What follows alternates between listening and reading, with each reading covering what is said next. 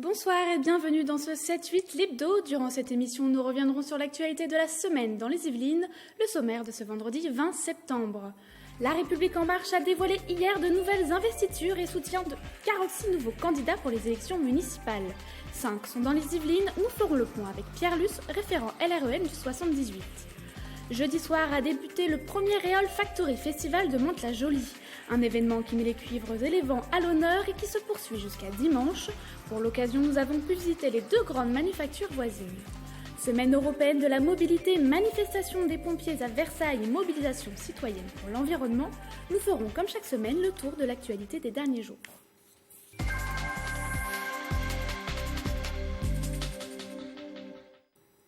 Les All Factory Festival, c'est en ce moment à Mantes-la-Jolie. L'événement musical regroupe des artistes de jazz et de classique. L'occasion de découvrir deux manufactures situées à Mantes-la-Ville. L'une est spécialisée dans la création de saxophones, l'autre dans la clarinette. Un récit de Maxime Abolin avec la voix d'Aurélie Ronze. Ce sont deux manufactures de renommée mondiale. Buffet Crampon et Henri Selmer sont pourtant situées à quelques mètres l'une de l'autre. La première est leader mondial dans la fabrication de clarinettes. La seconde est une référence dans la création de saxophones. Les deux établissements ont ouvert leurs portes à l'occasion de l'Eol Factory Festival. Pour la première édition du Eol Factory Festival, on a travaillé conjointement pour pouvoir essayer d'ouvrir ces grandes manufactures au public et aussi parce qu'on est bientôt le week-end du patrimoine. Comme Eol Factory travaille autour de tout ce qui est instrument à vent et patrimoine musical du territoire, ça nous semblait très important de pouvoir coupler une visite des manufactures avec le début du festival. Grâce à ces portes ouvertes, le public a pu découvrir le travail minutieux des employés. Ils sont 500 à travailler à Henri Selmer et 200 chez Buffet Crampon. Alors là, exactement, à l'heure actuelle, je suis en train de passer à l'huile mes corps. Donc je suis en train de polir l'intérieur du bois pour que l'eau et l'air circulent au maximum, le plus droit possible, pour que tout puisse s'évacuer, pour que le son ne soit pas perturbé, pas qu'il y ait de couacs sonores pour le musicien.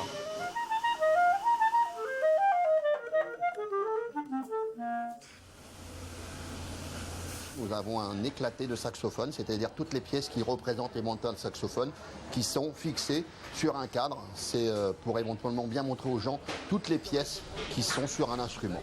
L'occasion aussi pour les artistes de pouvoir découvrir comment leurs instruments sont fabriqués. Je ne savais pas du tout comment les saxophones étaient fabriqués. J'ai déjà fait réparer mon saxo à de nombreuses reprises, mais je n'ai jamais vu ça. C'est vraiment cool. Les deux manufactures sont implantées à Mantes-la-Ville depuis 1850 pour Buffet Crampon et 1919 pour Henri Selmer.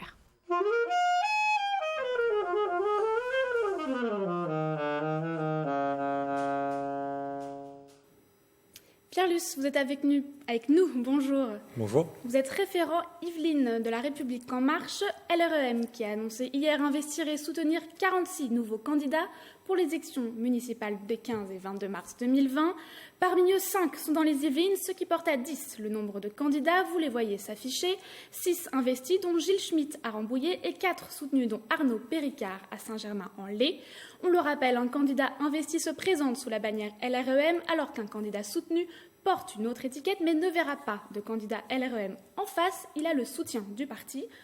On va regarder plus attentivement Saint-Germain-en-Laye, une ville qui vote historiquement à droite lors des municipales. 1977, Michel Péricard, père de l'actuel maire, est élu avec l'étiquette RPR. Emmanuel Lamy, UMP, est ensuite élu en 1999. À son décès, Arnaud Péricard, le fils donc de Michel Péricard, est élu. Républicain, il est aujourd'hui apparenté d'hiver droite. Pierre Luce, le soutien à Arnaud Péricard, c'est une prise de risque limitée pour la République En Marche? Vous savez, toute élection est une prise de risque. Nous, on a avant tout regardé les personnes, les projets qu'ils portent. Et pour nous, il était naturel de soutenir Arnaud Péricard qui a fait de sa ville, qui d'ailleurs a une ville qui a très largement voté pour la République En Marche au dernier scrutin. C'est une ville un peu modèle. 9% aux européennes. Exactement. C'est une gouvernance qu'on aimerait voir dans beaucoup de villes. Et donc pour nous, c'est naturel de le soutenir. Oui. Arnaud Péricard, qui est bien installé quand même dans cette ville, le nom Péricard porte. Ce choix, il s'est fait sur des convictions ou sur un certain opportunisme? Alors, c'est curieux en fait quand on choisit un candidat qu'on investit face à quelqu'un de bien installé, on prend des risques, sinon c'est de l'opportunisme. Non, le choix s'est fait sur la conviction qu'il portait le meilleur projet pour la ville, oui. Une question maintenant concernant Poissy. Le maire Carl Olive, comme Arnaud Péricard, a souvent affiché un soutien à Emmanuel Macron. Membre de LR, il a rendu sa carte. Il aura le soutien de LREM, Carl Olive ? Pour l'instant, la situation à Poissy n'est absolument pas tranchée. On n'a pas reçu non plus de demande de soutien de Carl Olive. Donc c'est probablement une ville sur laquelle on aura une décision qui sera prise dans les mois à venir, qui ne dépend pas que de Carl Olive, mais aussi du projet qu'il souhaite porter et des choses que l'on peut faire sur la ville.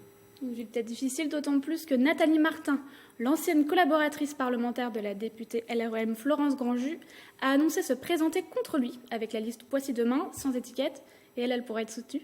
Je ne pense pas, non. Enfin, on va s'attarder sur Rambouillet maintenant. Terre d'ancrage de l'actuel président du Sénat et figure des Républicains, Gérard Larcher. Il en a été maire de 1983 à 2004. Aujourd'hui, c'est Marc Robert qui occupe le poste sous l'étiquette LR. Au printemps dernier, son adjoint en charge de l'emploi, Gilles Schmitt, qui est également suppléant de la députée Aurore Berger, a quitté la majorité en expliquant qu'il voulait se rapprocher de LREM. Il a été le premier candidat des Yvelines à obtenir l'investiture en juin dernier. Encore un bastion de la droite stratégique à décrocher pour La République En Marche. C'est effectivement une ville importante. C'est la plus grosse ville du sud des Yvelines. Et c'est une ville qui, là aussi, a montré son attachement à nos valeurs, aux élections européennes, aux élections législatives et aux élections présidentielles. Et donc, il était là aussi un peu naturel pour nous de présenter un candidat, Gilles Schmitt, qui est le suppléant d'Aurore depuis maintenant 2 ans. C'était notre candidat idéal pour nous représenter sur la ville. Alors on va quitter les municipales pour s'intéresser à la réforme des retraites maintenant. On en parlait dans cette émission la semaine dernière. La CGT était à la rencontre des salariés ce vendredi 20 septembre devant la gare de Saint-Quentin en Yvelines. Une action pour alerter sur les problèmes des services publics et préparer la journée de mobilisation du 24 septembre contre la réforme des retraites. Nicolas Chabot et Céline Dumoulin au micro de Rodolphe Blondel. On est dans le cadre d'une campagne départementale syndicale pour la défense des services publics. En même temps, on informe aussi sur les retraites et la manifestation du 24 septembre. Nous avons aussi, dans la matinée, été à la rencontre des salariés des très petites entreprises pour les informer de leurs droits. Alors, certes, encore très faibles par rapport à ce qu'on peut trouver dans les grandes entreprises, mais néanmoins, les droits effectivement qui sont mis en place via les CPRI qui représentent les salariés des TPE. Pierre-Louis, je me tourne vers vous. Une première grève importante de la RATP, on l'a vu, la CGT s'y prépare aussi. Les élus locaux ils vont être mis à contribution pour organiser des concertations citoyennes dans le cadre de cette réforme. Comment on établit ce dialogue ?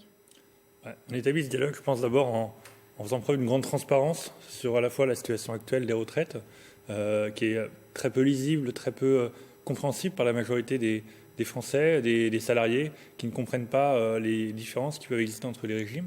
Et en plus de cette transparence, je pense qu'il faut aussi beaucoup d'ouverture. Il faut être à l'écoute de ce que les Français auront à dire, aussi bien les critiques que, évidemment, les personnes qui seront favorables. Je pense que le gouvernement l'a bien compris, c'était un peu l'idée du président de la République vers cette démarche de concertation. Et simplement, commençons par la pédagogie pour bien expliquer la situation actuelle et l'écoute pour recueillir les problèmes, les situations individuelles qu'il faut pouvoir évidemment adresser. Une écoute qui a été faite avec le rapport de Levoix. Justement, ce rapport, c'est celui-ci qui est contesté. Comment on fait pour maintenir et continuer sur cette voie-là ? Je ne pense pas qu'il soit contesté ni dans son ensemble, ni par l'ensemble des Français. Je pense qu'il peut évoquer des inquiétudes, notamment chez les personnes qui bénéficient actuellement de régimes spéciaux de retraite. C'est au gouvernement, c'est aux élus, c'est à nous aussi en tant que parti politique de rassurer sur ces inquiétudes. Alors Pierre-Louis, vous restez avec nous, on passe à l'essentiel de l'actualité de la semaine.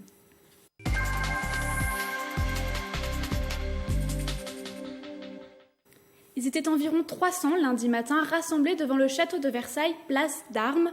Les sapeurs-pompiers des Yvelines ont donné de la voix pour leurs revendications, la retraite, les appels bobologie, les agressions, mais surtout le manque d'effectifs dans les camions. Mathilde Demilly les a suivis. En tenue et armés de leurs banderoles, les sapeurs-pompiers des Yvelines se sont donné rendez-vous devant le château de Versailles. Les mots d'ordre, faire du bruit et montrer la présence des pompiers dans les rues. Aujourd'hui, l'objectif, c'est de prendre rendez-vous auprès des instances comme le conseil départemental et l'ARS pour les problèmes en liaison avec le SAMU 78, notamment, afin de se faire entendre sur les difficultés qu'on rencontre sur le terrain quotidiennement. Au son des gyrophares, les pompiers se rassemblent devant le conseil départemental pour rencontrer une délégation. Une manifestation qui ne s'était pas produite depuis 1999 et qui surprend les passants. J'ai vu une manifestation et j'ai vu que c'était les pompiers. Et comme on est solidaire avec eux quand même, ils font des choses bien quand même. Ils ont raison de manifester sur des choses qu'ils n'ont pas. Quand on a besoin d'eux, qu'est-ce qu'on appelle ? Les pompiers, ils sont là, voilà. Même quand ils font grève, ils sont là quand même. C'est fondamental d'avoir une caserne de pompiers. Ils rendent des services inimaginables. Je trouve qu'il faut qu'ils soient en effectif normal. À la sortie du conseil départemental, les représentants des syndicats annoncent 22 embauches en octobre et peut-être une cinquantaine en début d'année prochaine. Une déclaration qui ne convainc pas les sapeurs-pompiers. On nous dit à chaque fois qu'on embauche 10, 15, 20, 30 sapeurs-pompiers, sauf qu'il y en a autant qui partent d'année en année. Donc à la finale, le bilan c'est toujours le même. On s'aperçoit que dans les centres, dans les services, c'est toujours pareil. On court toujours après le personnel. Une première manifestation qui montre que les pompiers sont bien présents dans les rues. Le 15 octobre, les pompiers viendront de toute la France, à Paris, pour exprimer leur mécontentement. Alors on vient d'en avoir une illustration. Depuis plusieurs mois, certains services publics sont en grève. Comment soutenir ces services qui sont en manque de moyens et de personnel ? Je pense qu'il n'y a pas forcément beaucoup de questions à se poser, notamment sur le cas des pompiers. Vous savez, le département a augmenté les impôts de 66% en 2016. Les pompiers n'en voient pas beaucoup en termes d'effectifs. On ne voit pas beaucoup de résultats de cette augmentation en termes de services publics, d'effectifs. On annonce des augmentations d'effectifs, mais qui ne compensent à peine des baisses dramatiques qui ont été réalisées en 2014, par exemple. Donc je pense qu'il faut un geste fort en termes de recrutement, et c'est entre les mains du conseil départemental d'aller dans ce sens. Alors, justement, nous allons parler du département à présent.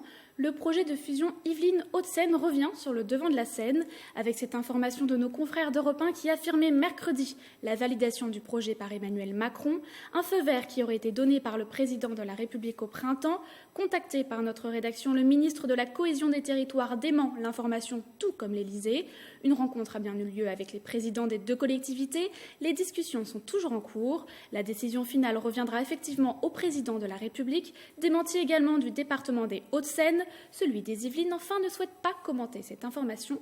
Cette fusion, elle serait stratégique pour LREM pour s'emparer plus tard de la région Île-de-France ? Vous savez, la République en marche, on n'est pas forcément des grands fans du gigantisme. Nous, on aime bien surtout avant tout que ce genre de décision soit pris en concertation avec les populations concernées. Ce projet de fusion est venu des conseils départementaux des Hauts-de-Seine et des Yvelines après les élections départementales. Il n'en avait pas du tout été question durant la campagne. Pour moi, c'est assez grave de ne pas consulter la population sur ce genre de choses. Donc il se fera avant tout, s'il se fait, je pense, pour moi, avec une consultation de la population. Toujours une consultation chez LRM, on aime bien consulter la population. On prétend représenter la population, donc oui, il faut la consulter. On ouvre une page environnement à présent. Le député des Yvelines, Jean-Noël Barrot, organisait ce lundi 16 septembre une réunion publique à Magny-les-Hameaux. La thématique de ce rendez-vous, le projet de loi pour une économie circulaire et la lutte contre le gaspillage. Une centaine de personnes représentant d'associations d'élus ou chefs d'entreprise ont participé aux échanges. Nicolas Dandry y a assisté. Créer un indice de réparabilité d'objets, généraliser le logo Triman, limiter le gaspillage des invendus non alimentaires ou favoriser la consigne. Plusieurs dispositions inscrites dans le projet de loi relatif à la lutte contre le gaspillage et à l'économie circulaire. Le sujet abordé ce lundi 16 septembre dans une réunion publique organisée par le député Jean-Noël Barrot. Je crois que c'est un sujet qui préoccupe beaucoup les gens, les jeunes d'ailleurs, mais toute la société en général qui souhaite évoluer et se donner des modes de consommation qui sont plus respectueux de l'environnement et qui sont plus durables. Et ça explique l'enthousiasme qu'on a pu voir ce soir. Parmi les participants, des citoyens, des élus, des représentants d'associations, mais aussi des dirigeants d'entreprises acteurs de l'économie circulaire. C'est le cas de Pascal Guillot, directrice générale de Nouvelle Attitude. Cette société, basée à Buc, est spécialisée dans la collecte et le tri de papier auprès d'entreprises, avec une redistribution à l'industrie papetière en charge du recyclage. On prend une matière, mais qui est déjà utilisée, donc on réutilise la matière, on produit, et lorsqu'on a consommé, on essaye de réutiliser la matière. Voilà, c'est ça l'économie circulaire. La secrétaire d'État auprès de la ministre de la Transition écologique, Brune Poirson, devait participer à ce rendez-vous. Elle a été retenue par une réunion avec la sénatrice Les Républicains, Marta de Cidrac, rapporteure du texte. Comme tout projet de loi, il y aura des discussions animées entre le Sénat et le gouvernement, comme entre l'Assemblée nationale et le gouvernement, précisément parce que c'est un sujet majeur qui préoccupe tellement les Français. Début des discussions sur ce texte de loi la semaine prochaine pour une première lecture au Sénat. Pierre Luce, l'économie circulaire, une bonne perspective pour l'environnement ? C'est évident, à la fois dans la réduction de ce qui est produit, le fait de pouvoir utiliser nous permet de réduire la consommation de ressources naturelles, ça réduit aussi la quantité de déchets. C'est pour moi évidemment un axe principal qui va nous permettre de mettre en place un développement qui soit plus durable. Oui. Ce 20 septembre s'est déroulée à Paris la marche pour le climat. Dans les Yvelines, il y en aura une samedi 21 à Versailles. Et les citoyens se mobilisent pour le World Cleanup Day. Objectif, ramasser les déchets dans son quartier. Plusieurs communes y ont déjà participé l'année dernière à Saint-Quentin en Yvelines et renouvellent l'opération. Et parmi elles, Montigny-le-Bretonneux avec l'association Je respecte ma ville. Sa présidente était en plateau du 7-8 loisirs jeudi 19 septembre. C'est la deuxième fois que nous le faisons à Montigny-le-Bretonneux. On a commencé l'année dernière avec le quartier des Prés. On s'est bien amusé et cette année, on a décidé de le faire dans les 8 quartiers de la ville. Notre association a pour but de sensibiliser au respect du cadre de vie. Donc, notre terrain d'investigation, c'est les fêtes de quartier, les fêtes d'école, les fêtes d'entreprise même. Et maintenant, on va en maison de retraite. On fait beaucoup d'actions justement pour déjà créer du lien entre les gens et puis évangéliser pour que la planète reste propre et notre ville surtout. Alors, à l'REM 78 aussi donne rendez-vous pour le World Cleanup Day à Trappes et à Limay. C'est ça. En fait, on a encouragé tous nos militants à se présenter sur les événements qui sont organisés un peu partout dans le département. Parce qu'on estime que ça fait un peu partie aussi, nous, de ce qu'on défend comme vision du monde. C'est des citoyens qui sont engagés et qui se mobilisent aussi pour la planète. Et pour rassembler plus particulièrement, on organise ces 2 événements à 14h à Trappes et à Limay. L'écologie, ça fait partie du programme LREM dans son ensemble ? Je dirais que c'est transverse à tous les éléments que l'on pourra proposer comme programme dans toutes nos villes. Il y a à ce jour aucune décision municipale ou intercommunale qui n'ait pas un impact sur l'environnement. Et donc on doit absolument défendre une vision très transverse de l'écologie. D'ailleurs, dans les Yvelines dans l'Île-de-France et notamment dans les Yvelines, il y a des problèmes de décharge sauvage. Ça fait partie des sujets auxquels il faudra s'attaquer. Ça fait partie des sujets que l'on adresse déjà. Par exemple, Natalia Pouziev, députée de la 6e circonscription, est très active sur le sujet de la décharge de la vallée de la plaine de Carrière-sous-Poissy. Et donc c'est un sujet qu'on aborde déjà la République en marche dans les Yvelines. Notre entretien se termine sur ce rendez-vous, Pierre-Luc. Donc on le rappelle, Trappes et Limay samedi, donc demain, le 21 septembre. Merci de nous avoir accompagnés sur cette émission. Merci à vous de m'avoir invité. À l'occasion de la semaine de la mobilité, le Véligo s'est installé dans les Yvelines. À la sortie de la gare de Saint-Quentin en Yvelines, les Véligos sont à disposition pour être essayés et adoptés pendant 6 mois par de potentiels usagers. On vous laisse les découvrir avec Mathilde Demilly. Le vélo électrique Véligo prend place sur le territoire, notamment à la gare de Saint-Quentin en Yvelines, où une station a été aménagée. Des futurs usagers qui découvrent ces vélos bleus, tout équipés. Avant d'arriver, j'y pensais pas trop parce que j'ai des enfants et souvent le problème c'est est-ce que je peux mettre un enfant sur le vélo ou pas. Et effectivement, au moment de la présentation, ils m'ont dit qu'il y avait la possibilité de mettre un ciel, donc c'est très bien pensé. C'est très bien, il est assez facile, il est assez simple, parce que voilà, il y a 3 vitesses pour le mode électrique. Et donc très bien, on peut le mettre en vélo en fonction à l'arrêt, donc vélo complètement normal et vélo électrique. Pour 40 € par mois et une caution de 400 €, un Véligo est attribué pendant 6 mois à un usager. Pour le stationnement, il peut ramener son vélo chez lui, dans une station Véligo, ou le laisser dehors, mais risquer de se le faire voler. Si vous avez un pavillon, vous pouvez avoir la chance de garer votre vélo facilement, voire une cave. Mais quand vous êtes en collectif, c'est beaucoup plus compliqué et que dans les collectifs, déjà, même les vélos électriques se font parfois voler. Et c'est un frein, du coup, au développement du vélo pour tout le monde. En attendant des locaux à vélo plus sécurisés pour éviter tout risque de casse et de vol, Les pistes cyclables pourront être prises d'assaut par ces nouveaux vélos électriques qui ne demandent qu'à rouler. Et ce week-end ont lieu les 36e journées du patrimoine, journées européennes du patrimoine. Pour l'occasion, Aurélie Ronce vous a préparé une sélection en images et en musique des sites yvelinois qui ouvrent leurs portes au public.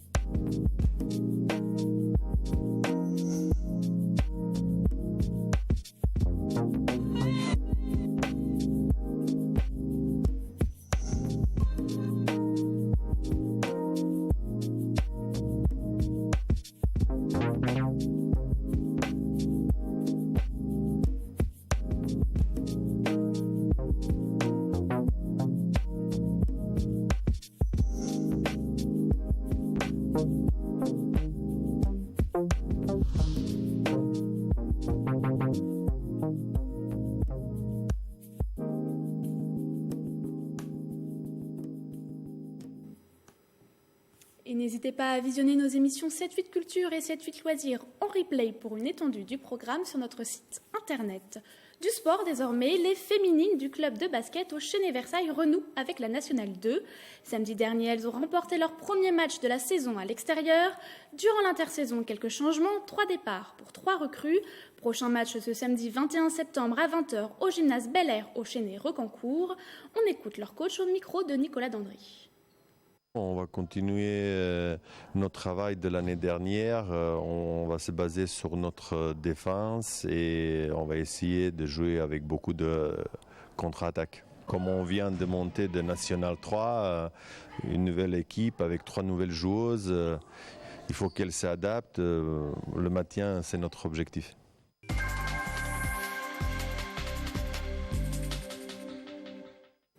Et c'est un fléau qui agace de plus en plus habitants et élus, les décharges sauvages. À Sagy, dans le Val d'Oise, des mesures sont prises. Reportage de Michael Joly de nos confrères via Grand Paris. Des gravats, des planches, des déchets végétaux, nous ne sommes pas dans une décharge, mais aux abords d'un champ situé dans le Vexin, à Sagy. Une commune rurale qui voit régulièrement ses champs se transformer en décharges sauvages. De quoi exaspérer le maire de la ville, qui a bien du mal à lutter contre le phénomène. On avait la même chose juste en face sur le terrain qui est en face, le chemin qui est en face. Comme on a mis des blocs de pierre pour empêcher de circuler sur le chemin, le camion qui est venu, il s'est dit tiens, il y a un autre chemin un peu plus loin, je vais m'engager. Et voilà, il a versé en 2 opérations ces deux camions. Voir nos paysages pollués par des dépôts de ce genre, c'est inadmissible, c'est intolérable. Si l'abandon de déchets dans la nature est puni par la loi, les gendarmes du Val d'Oise constatent une augmentation du phénomène ces derniers mois. Pour la zone gendarmerie du Val d'Oise, à l'heure actuelle, nous avons constaté 280 dépôts sauvages. On a constaté effectivement une augmentation de la volumétrie de dépôts sauvages sur le secteur qui est corrélée aux effets effectivement de grandes constructions de la plaque parisienne et des comportements déviants qu'on continue d'observer. De quoi également inquiéter le nouveau préfet du département qui entend s'attaquer au problème avec de nouvelles mesures. L'État donc a décidé désormais d'intervenir pour aider les communes rurales à se doter d'équipements et nous allons donc prendre en charge 50% des barriérages au travers d'une dotation donc qui existe, le fonds interministériel pour la prévention de la délinquance, la dotation donc également qui vient soutenir donc l'initiative locale, la DECIL, pourra intervenir pour l'enlèvement des gravats. C'est une première donc au niveau départemental, ici à Sagy, et j'ai le plaisir de vous dire que c'est aussi une première au niveau national. D'autres mesures devraient également être mises en place dans les prochaines années. Les fabricants de matériaux de construction pourraient notamment être tenus responsables du recyclage de leurs produits et devront mettre en place des filières de recyclage. C'est la fin de cette édition. Merci de nous avoir suivis. On se quitte avec des images de Nour, cette jeune morpasienne dont vous pouvez suivre l'aventure dans The Voice Kids. Prochain rendez-vous avec l'information locale lundi avec le 7-8 Journal. Bon week-end sur TV 78. When the sun goes down.